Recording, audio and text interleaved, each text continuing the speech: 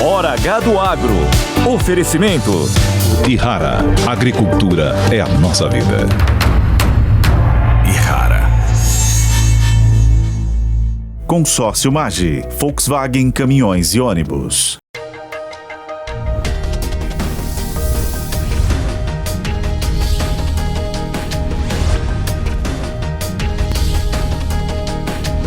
Hora H do Agro, com Kellen Severo. Olá, sejam muito bem-vindos ao Hora H do Agro. Nos destaques de hoje, você vai ver na geopolítica, Putin concorda sobre cessar-fogo de 30 dias, mas os países não poderão atacar a infraestrutura energética um do outro. Na semana, novos ataques são evidenciados. Afinal, a guerra na Europa está mesmo próximo do fim?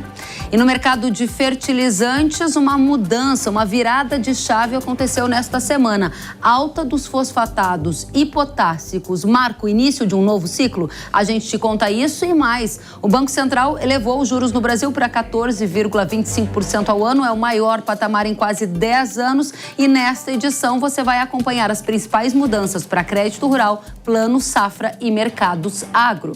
Tem também o início do outono aqui no Brasil. É hora da gente conhecer as principais tendências climáticas da nova estação, com efeitos em trigo, em milho, café e outras culturas. E ainda os desafios na logística, com mais de 1.000 caminhões aguardando para exportar a soja em Rondônia. Resultado de uma safra cheia, com uma infraestrutura que não avança no mesmo ritmo da produção agrícola. E na tecnologia, uma novidade. São os biológicos turbinados, que prometem ser uma nova fronteira tecnológica no agro. Os resultados e as principais mudanças previstas para o campo você vai conferir nessa edição. Tudo isso e mais no Hora H do Agro, que já está no ar. O presidente da Rússia, Vladimir Putin, concordou nesta semana com uma proposta do presidente dos Estados Unidos, Donald Trump, de um cessar-fogo na infraestrutura de energia na guerra entre Rússia e Ucrânia. O combinado, que ocorreu durante uma conversa telefônica entre Trump e Putin, estava previsto para durar 30 dias. Mas logo depois do acordo, autoridades ucranianas afirmaram que a Rússia realizou um ataque na capital Kiev, além de atingir um hospital em uma outra cidade do país de Zelensky. Já mais próximo do fim desta semana, os russos acusaram a Ucrânia de atacar uma importante base aérea do país. A pergunta que fica é, de fato, a guerra na Ucrânia, a guerra na Europa, está mais próximo do fim? E quais são as implicações para os mercados agrícolas de fertilizantes, de combustíveis? A gente vai saber isso agora com o Thiago de Aragão, diretor da Arco Advice, que está conosco. Thiago, seja muito bem-vindo ao Hora H do Agro. Sempre um prazer, muito obrigado. Primeira pergunta é, Putin, Zelensky estão realmente comprometidos com esse cessar-fogo? Porque uma hora a gente fala em acordo, mas na sequência a gente já vê notícias de ataques e fica a pergunta, essa guerra está mesmo próxima do fim? Olha, eu tenho convicção que nem os dois sabem disso. Não existe um acordo claro em torno do cessar-fogo, existem muitas discordâncias em relação a como isso aconteceria. Por exemplo, existem várias reuniões que acontecem fora do âmbito público. Alguns dias antes da reunião entre o Zelensky e o Trump, teve uma reunião não pública entre o Zelensky e o representante do governo americano em Roma, para tentar montar as bases de como seria essa conversa. O que existe hoje são 3 propostas de cessar-fogo, uma da Ucrânia, uma dos Estados Unidos e uma da Rússia. A forma como está sendo desenhada indica que a proposta russa é a que está ganhando mais forma e que o Trump está concordando com a proposta russa ao invés da Rússia concordando com a proposta americana. Dentro desse ambiente, a Ucrânia, obviamente, ela sabe que ela não tem muita margem de manobra. Ela, por um lado, ela tem o Zelensky tem uma população que não quer um cessar-fogo dentro desses termos, então, mesmo que ele chegue num acordo, ele vai ter que cuidar muito de grupos que vão acabar agindo de uma forma independente, isso pode gerar um efeito dominó em relação aos russos, e, em contrapartida, os russos eles são muito seguros de que o objetivo deles é manter grande parte do que eles, de território que eles conseguiram conquistar até o momento. Está tudo muito em aberto. Eu não vejo ainda um fim tão próximo, porque mesmo que nós tenhamos um cessar-fogo, o que vai acontecer é que esse cessar-fogo será sistematicamente desrespeitado por ações de um lado ou de outro, justamente pelo fato de que ninguém ainda concorda no formato desse cessar-fogo. Você está dizendo para a gente claramente que não vê um fim tão próximo da guerra na Europa, e muitos podem estar se perguntando por que um programa dedicado à cobertura de agronegócio abre a edição com Geopolítica olhando para a guerra na Europa. Há várias questões que impactam os mercados globais, desde preços de diesel, preços de fertilizantes, preços de commodities agrícolas. Esse horizonte geopolítico que você tem no momento aponta para um cenário em que a gente vai passar por algum estresse nesses mercados no curto espaço de tempo, ou deverá ser uma repetição do que a gente está vendo agora? Será uma manutenção do que nós estamos tendo agora, com algumas possíveis variantes. Por exemplo, podemos ter uma abertura dos Estados Unidos em relação à pressão que se coloca em relação à Rússia e, consequentemente, ao fertilizante russo. Então, se o fertilizante russo ele passa a ter uma abertura maior no mercado, isso obviamente impacta o Brasil como importador. Ao mesmo tempo, o petróleo acaba sendo um mecanismo extremamente importante, não só de pressão ou para a economia doméstica de vários países, mas de pressão internacional. Então, a Rússia ela tem interesse, claro, em aumentar o preço do barril do petróleo se ela perceber que essa guerra vai se esticar um pouco mais e que o eventual cessar-fogo com a Ucrânia não seja respeitado como um todo. Então, isso também acaba afetando. E toda a produção agrícola da Ucrânia, essa vai continuar ainda fora do mercado, pelo menos com uma certa diminuição em relação ao mercado, porque, independente de um cessar-fogo, nós ainda vamos ter um ambiente muito tenso dentro da Ucrânia, e onde muitas ações militares não oficiais, de guerrilhas e de grupos paramilitares vão continuar ocorrendo.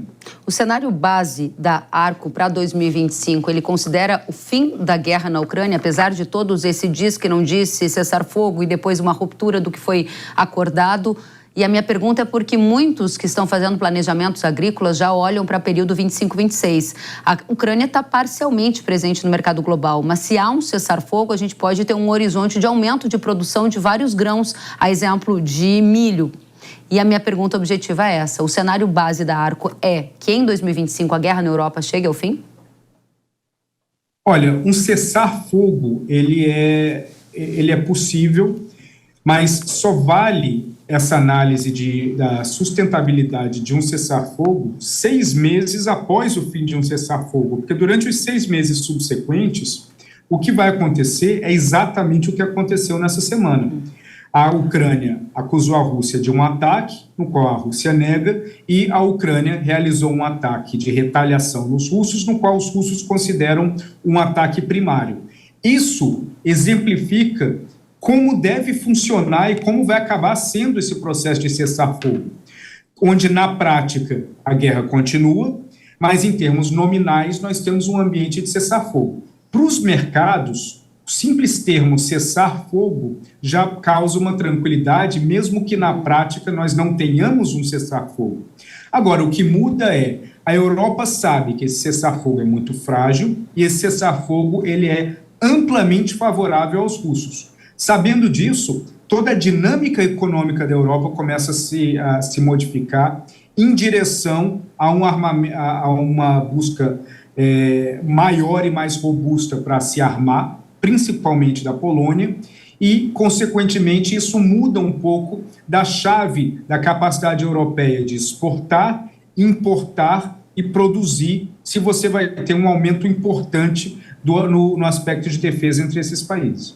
Desculpe se eu entendi mal, mas quando você fala da busca por armamentos e cita a Polônia, é por uma percepção de risco de que a Polônia poderia ser uma próxima vítima da Rússia, assim como foi a Ucrânia em relação a perder parte do seu território? Isso é um aspecto histórico que está muito imbuído na cabeça dos poloneses, mas eles sabem também que a preparação a longo prazo é muito importante. A Polônia já tem hoje o segundo ou terceiro exército mais poderoso da Europa.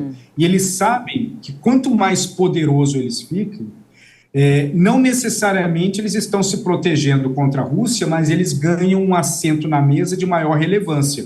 Eles passam a coordenar e liderar as ações estratégicas naquela parte da Europa, onde a Lituânia, a Estônia e a Letônia olham para a Polônia como um benfeitor nesse aspecto, e a Polônia ganha muito poder. Mas para fazer isso, a Polônia precisa aumentar o gasto militar e diminuir o gasto em outras áreas, que acaba gerando um efeito dominó e afetando a economia europeia. Tiago Aragão, muito obrigada pela sua presença. Arco, voltem sempre, são muito bem-vindos.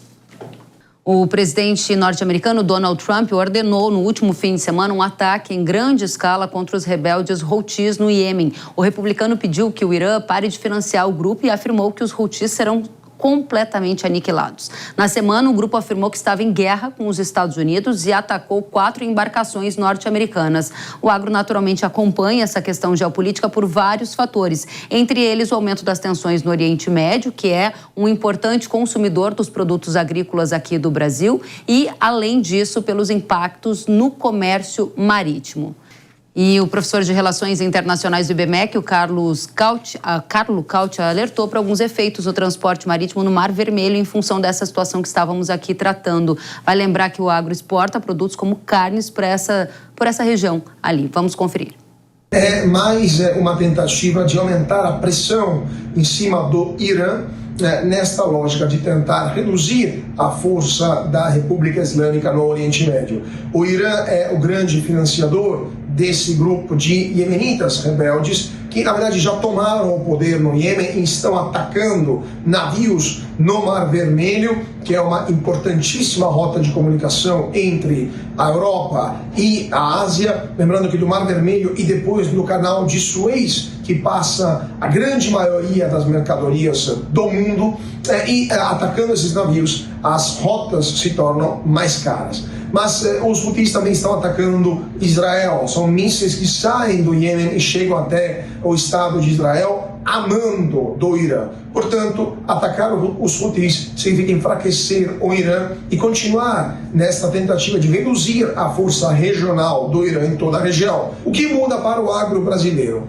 As navegações no Mar Vermelho estão mais complicadas, está mais caro. O custo dos seguros para quem está enviando mercadorias via navio pelo Mar Vermelho triplicou nos últimos meses, está aumentando também após esses ataques e com certeza será mais difícil, mais complicado navegar de forma segura através dessa região. Muito obrigada, professor Carlo Cauti, pelos alertas. E agora o nosso tema é fertilizante. A consultoria Agrinvest Commodities está alertando para uma virada de chave no mercado de adubos. Segundo a empresa, a semana foi marcada por uma alta dos potássicos e dos fosfatados, que pode dar início a um novo ciclo nesse mercado. Que ciclo é esse? A gente vai saber agora com Jefferson Souza, que é analista da Agrinvest Commodities. Jefferson, seja bem-vindo à Jovem Pan News. Muito obrigado, Kelly. É um prazer conversar com todos vocês. Da mesma forma, a primeira pergunta é: que virada de chave ocorreu no mercado de fertilizantes essa semana? Primeiramente, Kelly, um ponto importante: o que subiu nessa semana e que trouxe um pouco de preocupação, obviamente, para todo mundo que precisa comprar ainda, é o MAP. Subiu num nível importante. Nós estamos falando de mais ou menos 15 a 20 dólares nessa semana, de um fertilizante que já estava elevado. Então, só para você ter uma ideia, se eu for traçar um paralelo do preço atual com o preço do ano passado, o MAP ele está 90 dólares mais caro do que ele estava. Então, isso impacta diretamente no que nós sempre conversamos, que é o poder de compra do produtor rural que está comprando nesse momento o seu fertilizante. A relação de troca sobe 10 sacas por tonelada devido a esse incremento. Claro, olhando ano a ano. Então, o destaque maior fica para o lado dos fosfatados, mas como você comentou, eu tenho um alerta também para o potássio. E qual potássio, ele vem de o potássio ele vem de uma alta desde novembro. Então, se eu for pegar de novembro até agora, eu tenho um aumento no preço do potássio, do cloreto, acima de 50 dólares por tonelada. Qual é a virada de chave que marcou esta semana? Você está trazendo aqui, se eu entendi bem, uma piora na relação de troca para o agricultor que produz soja. Ele vai precisar de mais sacas de soja para comprar uma mesma quantidade de adubo em relação ao que via nas semanas anteriores. A virada de chave que você está nos chamando a atenção é que oportunidades do adubo ficar mais barata ficaram no passado? Exatamente, Kellen, exatamente. Ao nosso ver, daqui para frente, nós estamos consolidando um ciclo de alta novamente para o fertilizante. Isso é muito importante para o produtor que não comprou ainda. Nós temos no Brasil, tranquilamente, 60% da demanda para a soja 2025, 2026 aberta de fertilizantes. Então, eu tenho um grande volume de potássio, eu tenho um grande volume de fosfatados para comercializar ainda. Embora o potássio, eu posso dizer para vocês que o produtor aproveitou a oportunidade. Isso eu acho que é crucial também a gente falar. Nós tivemos boas relações de troca em outubro e tivemos em novembro. O produtor brasileiro aproveitou essas oportunidades e nós já temos 50% do mercado de potássio comercializado para 25, 26. Mas ainda tem a segunda metade, que obviamente está em aberta e está na mesa. Você disse que a semana marca uma virada de chave que consolida o início de um período de alta para esses fertilizantes. Qual é o fator que embasa essa sua visão de mercado? Qual é o fator fundamental no sentido de oferta e demanda? E qual é o fator conjuntural, seja algum indicador econômico que tenha impactado ou algum fator externo como geopolítica que discutíamos há pouco? O que mudou? O que mudou foi realmente uma oferta e demanda que se mostra cada vez mais complicada, sobretudo para fosfatados, Kellen. Desde o ano passado, o mundo sofre com uma oferta de fosfatado de alta concentração. E, consequentemente, você tem um desbalanço dessa oferta e demanda, e não é só no Brasil, é na Ásia, por exemplo, como o caso dos indianos, e, consequentemente, o preço ele se sustenta. Então, significa que nessa semana, como eu disse, esse aumento no preço do MAP, ele marca uma mudança de um longo período de estabilidade na alta. O MAP ele ficou praticamente 7 meses e meio sem mudança no mercado brasileiro. E nos últimos dias nós vimos que realmente os preços se consolidam mais elevados. E não é só no Brasil, é em outros polos que também consomem. Então é uma mudança global no preço do fosfatado. Essa é a virada que a gente tem que olhar. Eu diria que o cloreto, a virada já aconteceu. Ela aconteceu no começo desse ano. Agora o fosfatado acontece agora na metade de março. Quando a gente olha para como os produtores tomam decisões, a gente naturalmente analisa o mercado de adubo, mas também analisa o mercado do grão, que é a moeda que faz essa troca que você estava aqui nos dizendo. Nós observamos dados também da Agrinvest nessa semana, apontando que o prêmio pago para a soja para exportação em maio atingiu o maior patamar, pelo menos lá desde 2022. E esse é um fator de suporte para o preço da soja. No entanto, nós temos outros elementos acontecendo, como o dólar no mais baixo patamar do ano.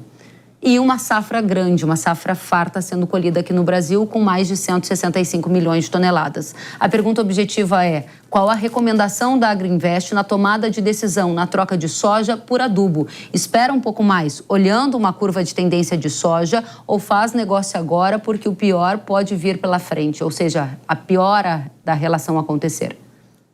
Colocando todos os elementos na mesa, Kelly, eu diria que nós estamos no momento de fazer negócio, de olhar para a relação de troca.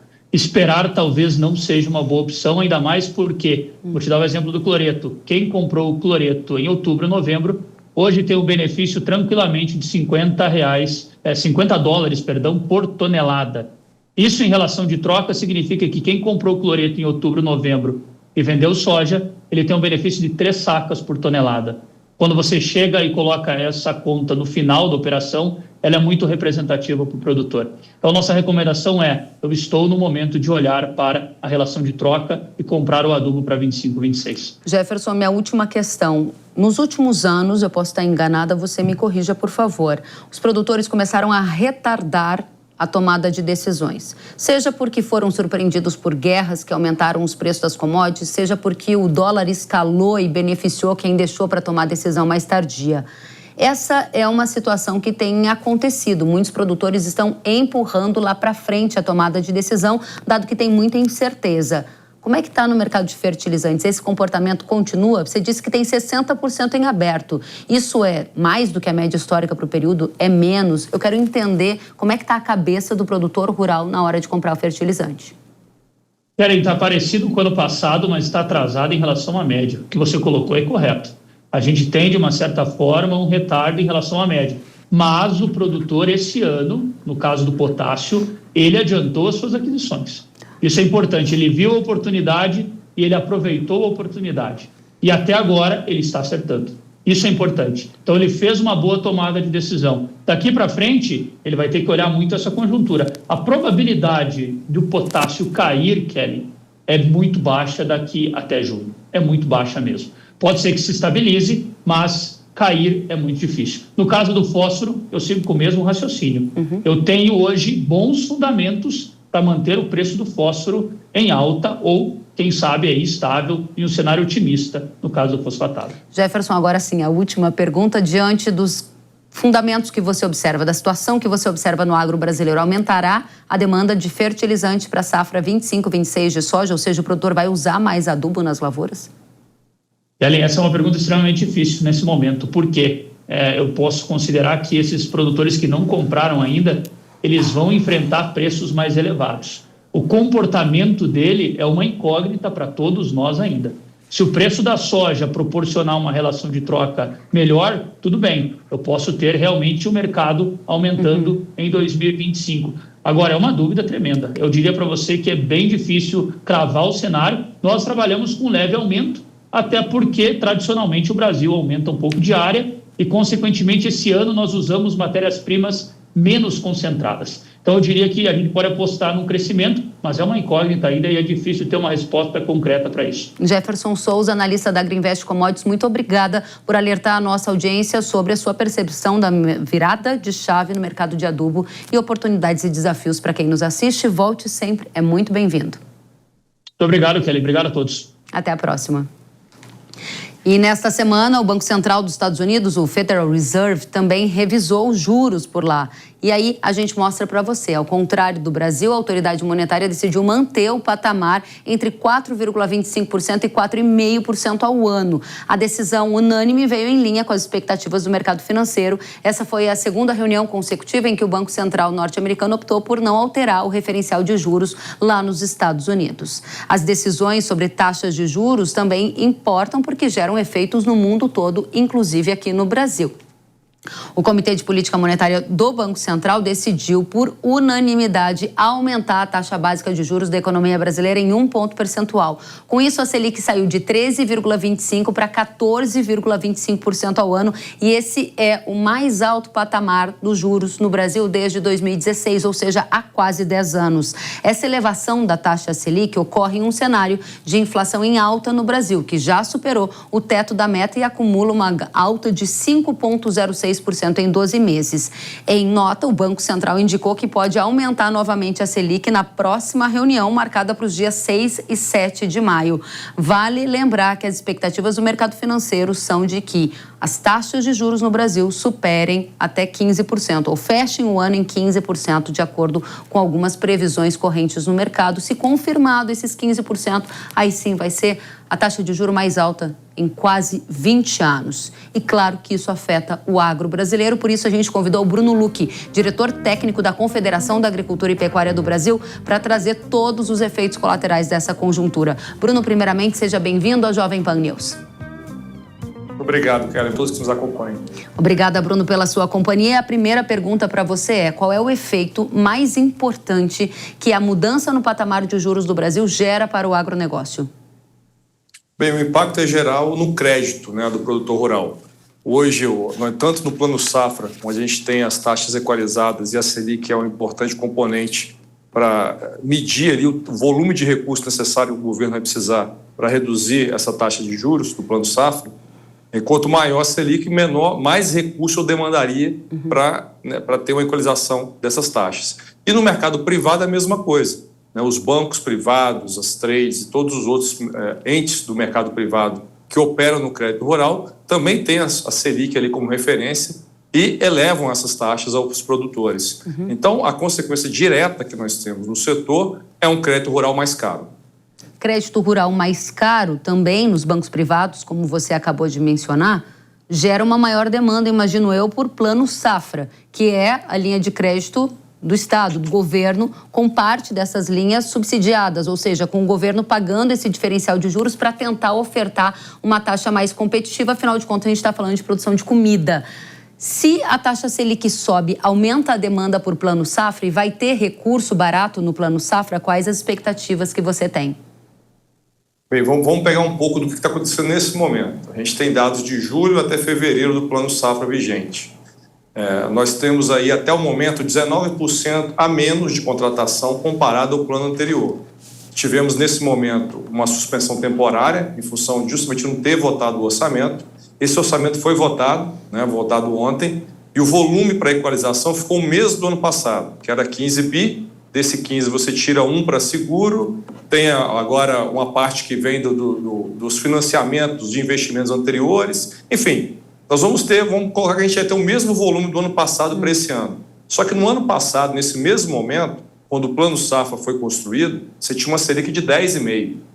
Nós temos nesse momento agora já 14,25%, antes de chegar no lançamento do Plano Safra.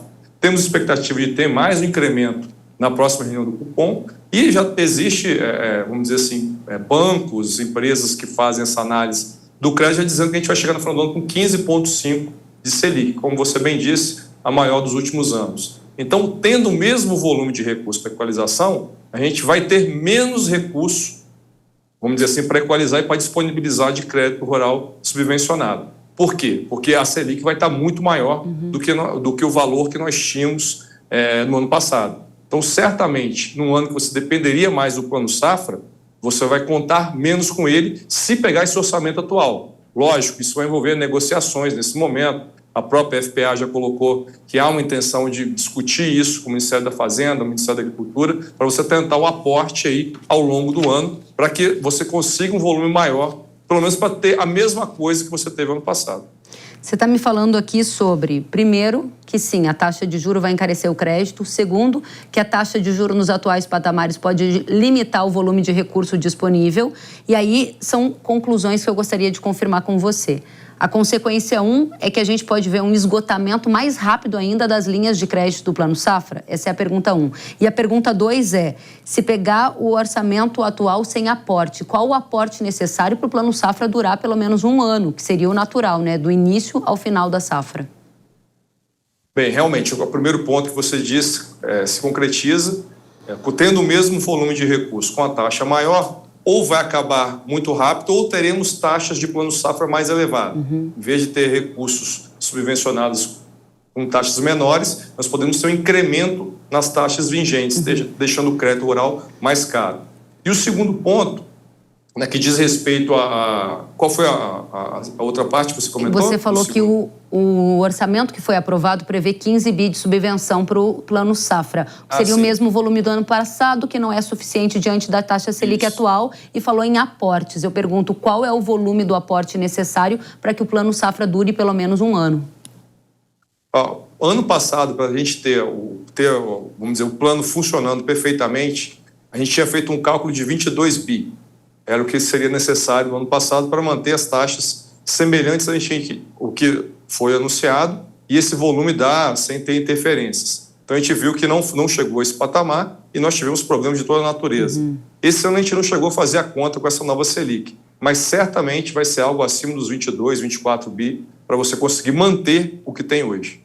O que você está dizendo para a gente, em outras palavras, Bruno, é que se o Plano Safra for muito parecido com o volume de recursos que a gente teve no ano passado, com esses 15 bi aprovados no orçamento, não vai dar para todo mundo. Se não vai dar para todo mundo, parte da audiência já ouve sua informação e diz, mas como é que eu vou fazer para me financiar se as taxas de juros no mercado são altíssimas, em alguns casos superam 18% ao ano, de acordo com fontes que nós ouvimos aqui de federações.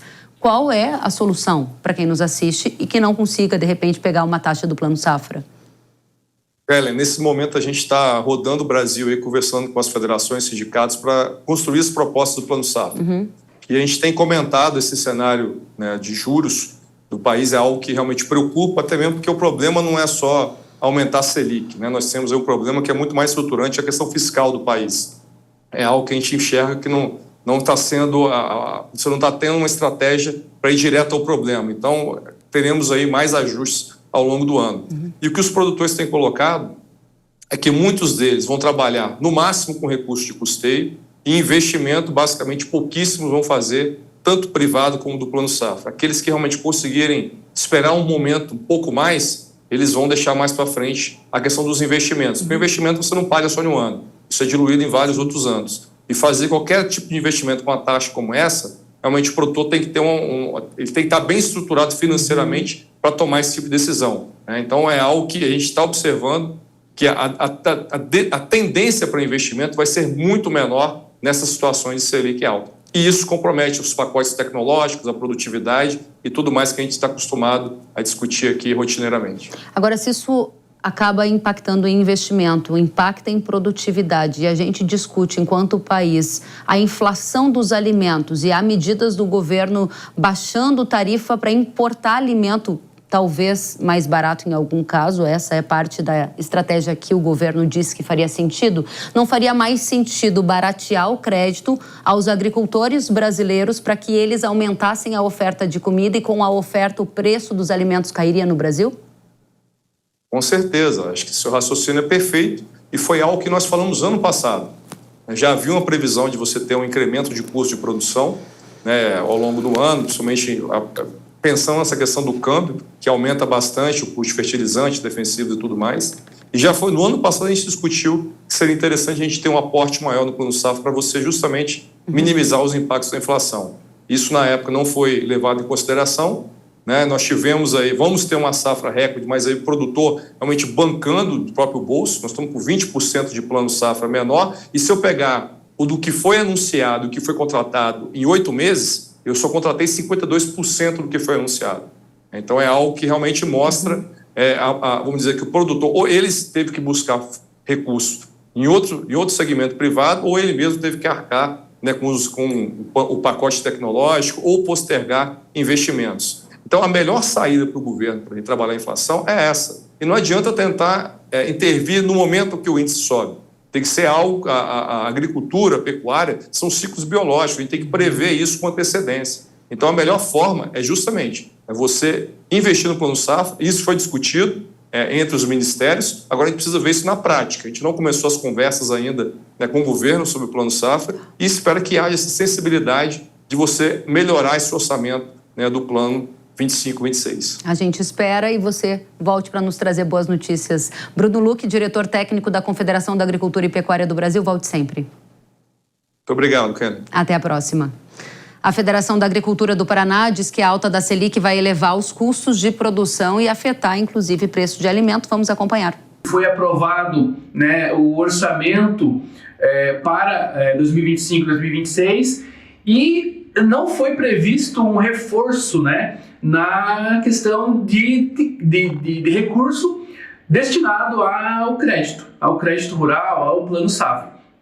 Então o governo manteve os 15 bilhões destinados, né, que é o mesmo recurso do orçamento do ano passado, e esse crédito mais caro, essa taxa de juros mais alta, né, pode impactar de forma significativa no setor do agronegócio, né, fazendo com que o custo do dinheiro, o custo de produção fique mais alto, né, e, consequentemente, isso gere, né, uma dificuldade de oferta de alimentos e, consequentemente, talvez um repasse, né, para o consumidor final. Então, a preocupação do governo em relação a baixar o preço dos alimentos, né, com uma taxa de juros alta, ela fica um pouco mais complicada ainda. Muito obrigada à Federação da Agricultura do Estado do Paraná pela participação. E o dólar atingiu nesta semana o menor patamar desde outubro do ano passado. Ainda na quarta, a moeda norte-americana fechou em 5,64. Nas mínimas do dia, o câmbio chegou a operar ali ao redor de 5,63. No acumulado agora deste ano, o dólar já perdeu 9%. E a tendência é cair mais ou voltar a subir? A gente convidou o economista e comentarista da Jovem Pan, Alan Gani, para explicar o que está por trás dessa queda recente do dólar em relação ao real. Vamos conferir. O que aconteceu? Primeiro, uma maior estabilidade geopolítica, à medida que a guerra entre Rússia e Ucrânia caminha para o seu final. Depois, uma percepção por parte dos investidores de que as tarifas de Donald Trump não serão tão difusas e tão grandes. Vai ter, mas não na escala inicialmente anunciada, até por conta desse vai e vem de Donald Trump. Também uma percepção de desaceleração da economia americana e todo mundo começa a colocar dólares em economias emergentes como o Brasil, uma possibilidade de um crescimento maior da China também, e isso aumentaria as nossas exportações e entraria mais dólar. Mas Para onde vai o dólar? Tudo vai depender do fiscal. E aí é que está o ponto. Pode subir novamente por conta das incertezas fiscais. Muito obrigada, Alan Gani, pela participação. E o ouro atingiu nesta semana o maior patamar da história. Foi comercializado acima de $3.000 por onça Troy. O ativo é considerado um ativo mais seguro e a corrida para o ouro nesta semana foi sustentada por tensões geopolíticas no Oriente Médio, preocupações com as tarifas comerciais envolvendo a nova política do Donald Trump. Os investidores, eles também permanecem avessos ao risco antes das reuniões, de Banco Central sobre as taxas de juros ao redor do mundo. Ouro nas máximas históricas também foi um fator que marcou o noticiário desta semana. E depois do intervalo você vai ver como vai ser o outono no Brasil e os impactos dessa nova estação nas principais culturas agrícolas como milho, café, trigo e outras. E ainda os biológicos turbinados, que prometem ser a nova fronteira tecnológica do agro. Você já ouviu falar disso? A gente conta depois do intervalo. Até já.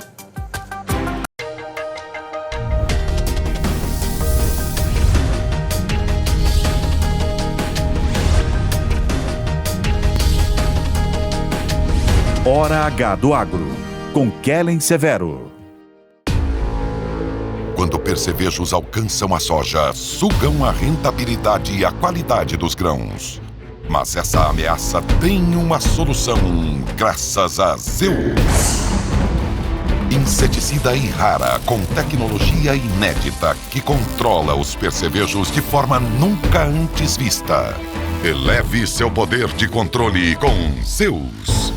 Produto de uso agrícola. Venda sob receituário agronômico. Consulte sempre um engenheiro agrônomo. No campo, os sonhos crescem junto com o trabalho. E com o Consórcio Nacional Valtra, você investe nesse sonho com parcelas que cabem no seu bolso e sem sair de casa. Afinal, são quase 20 anos colocando máquinas pelo campus de todo o Brasil. O Consórcio Nacional Valtra investe no seu futuro com quem entende do campo. Acesse consórciovaltra.com.br e simule sua máquina. Desde o tempo do homem primitivo, a grande civilização grega, da Revolução Industrial até o mundo moderno, grandes guerras aconteceram, moedas foram criadas, inovações científicas mudaram o mundo e forjaram os povos. Todas essas transformações foram costuradas pelo fio invisível da economia. Esse conhecimento é a chave para entender as relações humanas, trabalho, negócios, investimento e política. Ao longo da minha carreira, eu percebi que muitas pessoas têm dificuldade em entender esses conceitos que são essenciais para as nossas vidas, para que a gente prospere. Quero compartilhar com você os fundamentos econômicos que moldaram e continuam a moldar o mundo. Entenda os segredos e transforme a sua forma de investir com o meu novo curso, Economia Touro, os 200 conceitos que interessam. Acesse agora newcursos.com.br e comece a sua jornada. Vai, Torio!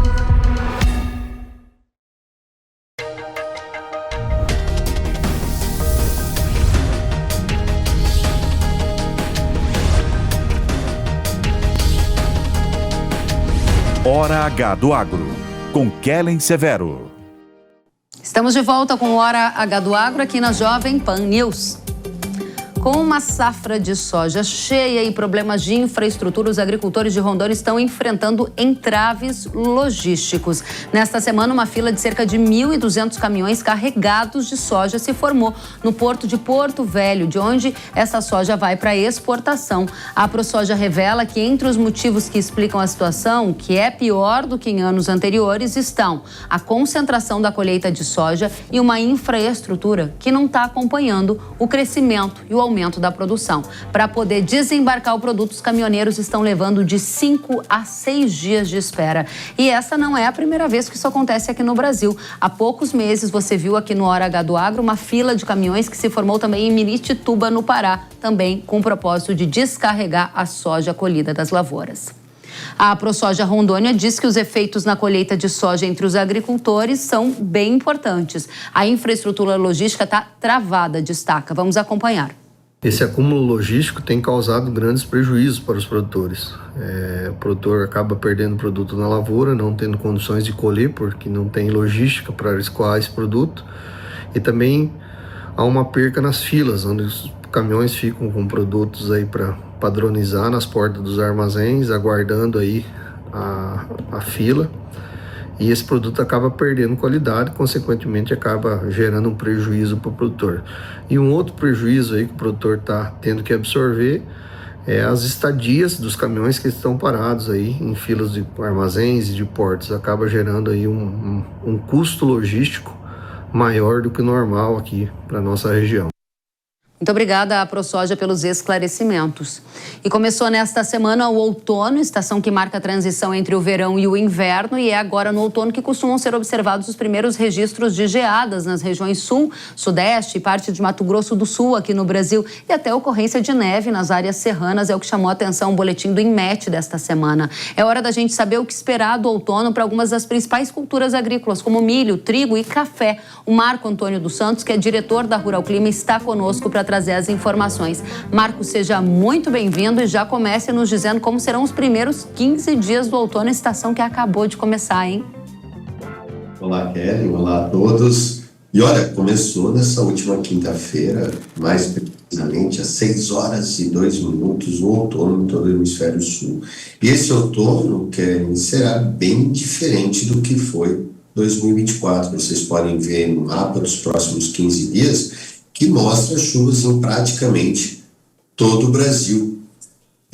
No entanto, essas chuvas que estarão ocorrendo principalmente na faixa mais leste do Brasil, e aí coloco Minas Gerais e até mesmo algumas áreas do Paraná, poderão receber volumes mais irregulares. O milho já vem sofrendo por conta de estiagem, então essas chuvas irregulares e temperaturas extremamente altas, tanto no Paraná, São Paulo, Minas, algumas áreas leste de Goiás. E mesmo os mapas dos próximos 15 dias mostrando essas manchas mais avermelhadas, que são chuvas acima de 50, 60 milímetros, essas serão muito irregulares. Então, mesmo, como mostra o mapa, há uma tendência realmente de faltar chuvas em alguns pontos. Isso pode trazer alguns problemas pontuais para o milho safrinha nesses próximos 15 dias ou nesses primeiros 15 dias aí do outono, viu, Kelly? Vamos dar uma olhadinha então já em abril, porque você fala em faltar chuva, o produtor de milho fica muito preocupado, e essa é uma das culturas que a gente está cobrindo aqui. Qual é o destaque desse mês de abril? Olha, Kelly, se você observar, as chuvas ficam mais concentradas no sul em abril. O grande problema todo é que, devido ao atraso do plantio da soja, muitos produtores atrasaram o plantio do milho. Então, há uma necessidade muito grande de que venham ocorrer chuvas na segunda quinzena de abril. E esses mapas, apesar de estar mostrando o acumulado do mês inteiro de abril, essas chuvas estão muito mais concentradas na primeira quinzena do que na segunda quinzena. Então, as chuvas da segunda quinzena serão muito irregulares, principalmente ali em Goiás, Minas Gerais, região do Vale do Araguaia, no Mato Grosso, São Paulo, até mesmo em algumas áreas do Mato Grosso do Sul, ou mais ao norte, poderão sofrer aí com chuvas mais irregulares na segunda quinzena de abril. E olha o mapa da temperatura que está aí do lado direito, que ainda há uma tendência de temperaturas bastante elevadas ainda no mês de abril. Então isso traz uma certa preocupação, porque podemos ter alguns problemas pontuais aí com a segunda safra de milho aqui no Brasil. Esse é um alerta importante. Já rodando o mapa para maio, gostaria também que você chamasse a nossa atenção para as culturas como trigo e café, que também estão no radar da nossa audiência para esse mês de outono. O que a gente pode esperar de maio? Olha, como eu disse, Karen, esse vai ser um outono totalmente diferente do que foi 2024, porque o ano passado estávamos sob efeito de El Niño. Isso fez com que as chuvas cortassem cedo, principalmente na região centro-norte, e lá no sul, a gente viu todas as enchentes e prejuízos que o Rio Grande do Sul e Santa Catarina tiveram durante o outono. Esse ano não. Esse ano, apesar das chuvas continuarem mais concentradas no sul no mês de maio, mas a tendência é que haja uma ou outra chuvas também na região central. Além disso, o maio ainda continuará sendo marcado por algumas temperaturas altas, algumas ondas de calor. E há uma tendência realmente que essas chuvas ocorram muito irregulares. É um ou outro dia só de chuva mesmo, os mapas mostrando esse verde em praticamente toda a região central. E aí, para o milho, isso pode ser uma condição boa para onde cair essas chuvas, mas não é para todo mundo. Mas para o café é uma boa condição, porque favorecerá o desenvolvimento não mais dessa safra, essa safra já está totalmente comprometida. Essas chuvas de agora começam a beneficiar as lavouras de 26, né? Então a florada que vai ocorrer agora na primavera é de 25, e aí a produção de 26. Já para o trigo é uma condição muito boa, principalmente porque em maio já começam os primeiros plantios no Paraná. Então pro trigo é um ano excepcional, porque além de termos chuvas mais recorrentes no sul, teremos também algumas ondas de frio, o que favorece o pendoamento, né, o perfilhamento do trigo. Então, o trigo eu estou vendo condições muito boas esse ano, viu, Kelly? Muito bem. Para a gente fechar o mapa de maio ou junho, melhor dizendo, na tela, a sua última manchete para a nossa audiência, o que vem aí? Olha, Kelly, reparem que em junho ainda há previsões de algumas chuvas. Como eu disse, só o fato, a gente não está mais sob efeito da laninha, mas só o fato das águas do Oceano Pacífico se manterem dentro de uma neutralidade, mas uma neutralidade negativa, ou seja, ainda permanecendo com águas ligeiramente mais frias, isso vai favorecer uma continuidade das chuvas. Então, não descarta a possibilidade de algumas pancadas também em junho, principalmente São Paulo, Mato Grosso do Sul e toda a região sul, e aí englobando algumas áreas. Isso volta a beneficiar o café, volta a beneficiar a cana-de-açúcar e principalmente as culturas de inverno, como trigo e aveia. E já começaremos a ter, já em maio, algumas pequenas ondas de frio. Então, o frio esse ano chega mais cedo. Eu tenho falado para todos nossos clientes aqui que o grande risco esse ano, tanto para as culturas de segunda safra, quanto especialmente para as culturas de inverno, não é o fator hídrico, mas o fator térmico e aí, lógico, geadas. Muito bem, tá feito o alerta. Marco Antônio dos Santos, obrigada por dividir conosco a previsão climática para o outono, impactos em importantes culturas agrícolas do Brasil. Volte sempre. Rural Clima é muito bem-vinda também. Eu que agradeço, Kelly, é sempre uma honra, um grande prazer estar aqui com você. Até a próxima. Tchau, tchau. E você já ouviu falar em bioinsumos de nova geração? Cientistas brasileiros estão trabalhando na criação de insumos biológicos turbinados. Com uma nova técnica de edição de DNA de fungos e bactérias, pesquisadores estão tornando esses organismos mais potentes na proteção das lavouras. Os bioinsumos são produtos feitos a partir de organismos vivos, como bactérias, fungos e vírus, para a proteção das lavouras, por exemplo. Os bioinsumos turbinados prometem fazer o agro cruzar uma nova fronteira tecnológica. Nós vamos conversar com Márcio Vinícius Cortes, que é pesquisador da Embrapa e tem as respostas para a gente. Primeiramente, seja muito bem-vindo e já nos explica o que são os bioinsumos turbinados e os resultados já observados por vocês até o momento. Eu agradeço o convite, Kelly. Então, essa tecnologia, a gente está utilizando uma tecnologia que é de conhecimento geral, que é o CRISPR, né? E com essa tecnologia, que em princípio nós também chamamos de melhoramento de precisão, nós conseguimos acessar o DNA dos organismos, realizar algumas alterações precisas e com isso melhorar geneticamente, aumentando a eficiência desses organismos. Nesses casos, especificamente, a gente está falando de micro-organismos, de bioinsumos, né? Uhum. E você já tem resultados desses bioinsumos turbinados? Sim, Kelly. Nós temos... são vários projetos, na verdade, que estão em andamento. Esses projetos têm, no máximo, 2 anos, tá? Uhum. De 2 a 3 anos que estão acontecendo. E nós temos 2 resultados interessantes já. Um é um fungo conhecido, o Trichoderma harziano, é um biopesticida conhecido no mercado. E ele foi melhorado geneticamente visando aumentar a tolerância dele a estresse abiótico, a irradiação solar, né? A gente aplica ele no campo, é um organismo vivo, e ele, assim como a gente, ele é danificado pela irradiação solar indesejada. E com esse melhoramento genético, a gente aumenta a produção de uma molécula chamada melanina, uhum, e com isso aumenta a proteção desse micro-organismo em torno de 3 vezes mais em condições de laboratório, tá? E tem um outro projeto também paralelo, realizado em parceria com a Embrapa Meio Ambiente, eu estou falando da Embrapa Arroz e Feijão, onde a gente modificou uma região do DNA de um outro fungo da Beauveria bassiana, que também é um bioinseticida, e modificando aquela região do DNA do fungo, nós aumentamos a letalidade dele, tá? Também em torno de 4 vezes mais. Só para reafirmar, esses ensaios ainda são em nível de laboratório, tá? Isso é o ponto que eu gostaria de saber. Você está dizendo que são em níveis de laboratórios e, desculpe, eu gostaria de saber mais em profundidade para quais culturas agrícolas os resultados estão mais avançados e que tipo de efeito isso gerou, por exemplo, na proteção da lavoura ou na produção agrícola. Já tem alguma estimativa, algum dado para dividir conosco? Na realidade, é uma tecnologia muito nova, muito recente.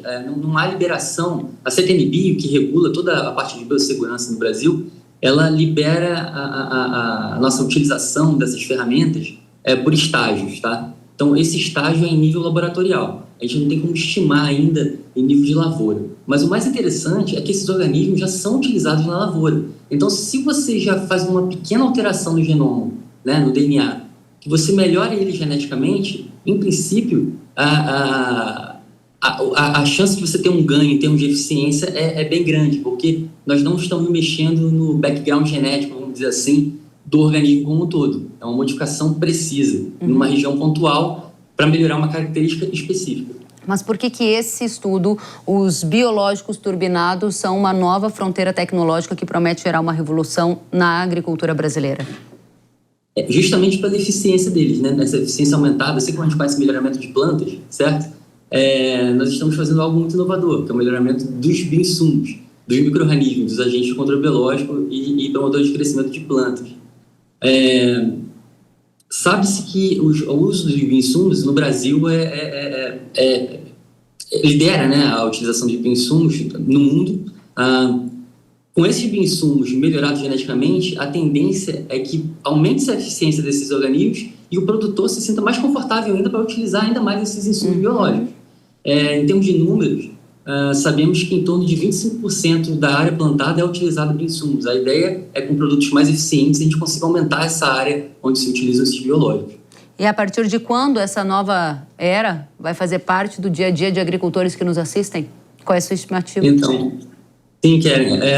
A ideia é que isso vá ao campo para o produtor e para o consumidor da maneira mais rápida possível, né? Esse ano ainda nós devemos submeter toda a documentação relativa a um desses agentes de controle biológico para a CTN-Bio. A CTN-Bio tem que dar a chancela para nós avançarmos nos experimentos a campo.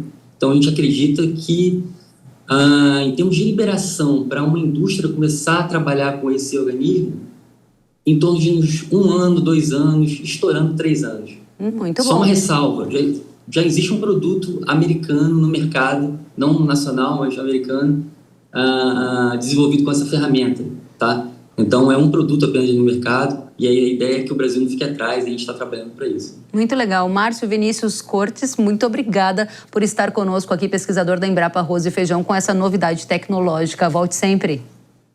Obrigado, Kellen. Obrigado mais uma vez pela oportunidade de mostrar os trabalhos da Embrapa. Nós que agradecemos.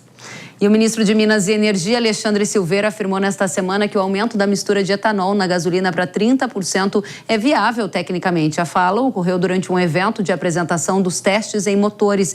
E o aumento da mistura para 30% está previsto na Lei do Combustível do Futuro, que foi aprovada no ano passado pelo presidente Lula. De acordo com essa legislação, o percentual de etanol na gasolina poderá atingir até 35%, a depender de testes realizados sobre impactos nos veículos. Segundo o ministro, essa mudança para 30% deverá elevar a demanda por etanol em 1,5 bilhão de litros. Para que o aumento da mistura entre em vigor, a medida precisa ser aprovada pelo Conselho Nacional de Política Energética e a meta do governo é que o E30 entre em vigor ainda em 2025. E parte das exportações de carne bovina dos Estados Unidos para a China está em risco, porque no último domingo expiraram as licenças de exportações de diversos frigoríficos americanos ao país asiático. A China é um importante comprador de carnes do mundo. No caso da carne suína e de aves, o setor de proteína animal revelou que as licenças foram renovadas, mas ainda há incertezas sobre as liberações para o envio da carne bovina americana à China. Especialistas revelam que esse impasse é mais um capítulo envolvendo a guerra comercial entre China e Estados Estados Unidos.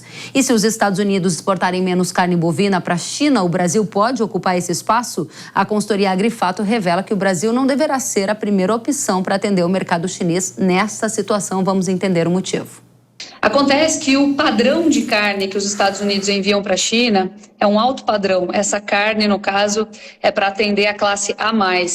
E o substituto imediato da carne norte-americana seria a carne australiana, que hoje, num contexto global, está um pouquinho mais competitiva e ainda oferece essa qualidade, que seria esse nicho de mercado, né, que seria atendido dentro da China. E o Brasil ficaria margeando aí, né, ele ficaria marginal nessa matemática e não central. Então, é claro, a gente acaba vendo esse arranjo ter que ser refeito e certamente isso acaba voltando as atenções para o Brasil como o principal exportador do mundo, mas em decorrência aí do tipo de produto que a gente observa, o Brasil ficaria mais marginal nesse rearranjo. Muito obrigada, Agrifato, pelas atualizações. E agora eu tenho um recado para você. Ele é conhecido pela alta eficiência contra os percevejos da soja. Ele não faz promessa, traz resultados. Estamos falando de Zeus, o inseticida da Yara que tem efeito de choque e residual únicos contra os insetos que afetam a lavoura. Zeus age de forma incomparável, com máximo controle e proteção do início ao fim do ciclo da soja, com eficiência de controle acima de 90%. E quando o assunto é percevejo, Zeus não deixa espaço para dúvidas. Ele leva o produtor a colher resultados, sendo uma ótima ferramenta para o manejo da resistência. Zeus não é promessa, é resultado. Acesse yara.com.br ou aponte o celular para o QR Code que está aparecendo na tela e conheça a Zeus. O Hora H do Agro de hoje fica por aqui. Obrigada pela companhia. Até a próxima. Tchau.